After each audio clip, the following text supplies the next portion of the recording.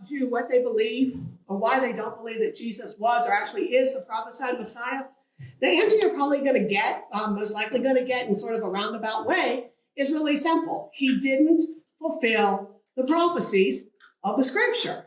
He was supposed to be this Prince of Peace. He was supposed to last forever, and the government was going to be on his shoulders. But when Messiah was born in first century Jerusalem, the people were under a foreign occupancy. And 2,000 years later, they're still under a foreign occupancy. When Messiah was born in first century Jerusalem, they weren't at peace. When he ascended back into heaven, there still wasn't peace. And now almost 2,000 years later, there still isn't peace. And so when taken at face value, their argument really seems to be legitimate. But the issue isn't that there's not enough proof in Scripture that Jesus is the prophesied Messiah, because there's lots of it, and there's plenty of it. The issue is that he was nothing about what they expected him to be. Messiah wasn't who they expected. He wasn't a warrior. He didn't do what he was expected to do, and their lives didn't change like they expected him to change once he actually showed up. Their expectations didn't meet their reality, and so they just gave up on believing. Not long after Jesus' resurrection, he met with two men walking home back to Emmaus. It was about a 7-mile little walk, and they looked really sad, and they looked really confused. And so Jesus asked them a really innocuous question. He said, well, what are you talking about?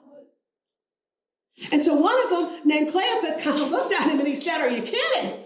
Are you the only person who's been to Jerusalem who has no clue about what was going on? And Jesus said, like what? And so this is what he said. He said about Jesus of Nazareth. He was a prophet. He was powerful in word and in deed before God and all the people.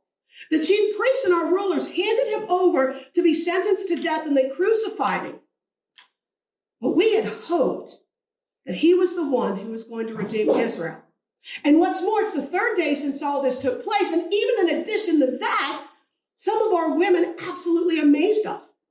They went to the tomb early just this morning, but they didn't find his body. Then they came and told us that they saw a vision of angels who said he was alive. And some of our companions went to the tomb. They found it exactly as the woman had said, but they did not see Jesus. And that's where we all are. We are on this road between Messiah's first advent and his second advent. And on our journey through life, between these advents, we cling to God's promises in his scriptures, but our lives are not what we expect them to be. God is not doing what we expect him to be. Things are not the way that we expect them to be. And like these men, we search and we search, but we don't see Jesus, even when he's standing right next to us. Why? Because just like these men, our expectations and our realities don't match. And so we just give up believing. And when we do that, we sacrifice God's peace for the world's chaos. And if you're expecting the people and the things and the system of this world to bring you peace, you are going to be stuck on that endless cycle of disappointment. Scripture describes the ruler of this world as the prince of the power of the airs, the prince of darkness, the father of lies and confusion, whose very character is contrary to peace. But if you sit as a watchman on the wall, knowing that just beyond the horizon, Messiah's second advent is being prepared, you can live in the reality that while we know Satan is the ruler of this world, as believers, he is not the ruler of us. In John 16:33, Jesus said, "These things I tell you, because in me you'll have peace. In the world, you are going to have trouble. But you can be encouraged because I've already overcome the world."